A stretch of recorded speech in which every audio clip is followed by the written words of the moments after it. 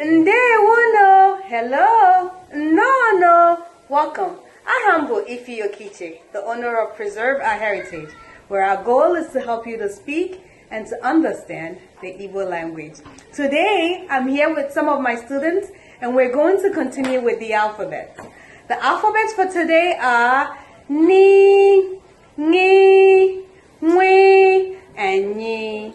A word that starts with Ni is Ngaji, spoon. Good job. Ni Ngaji, which means spoon. The next alphabet is Ni.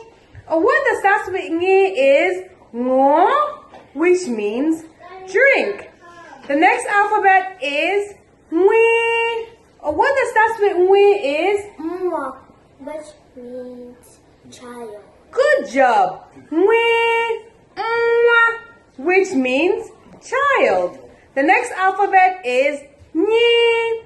A word that starts with Nyi is Nye, which is give. Good job. Nyi, Nye, which means give. For more updates like this, don't forget to like this video and to subscribe to my YouTube channel. Goodbye.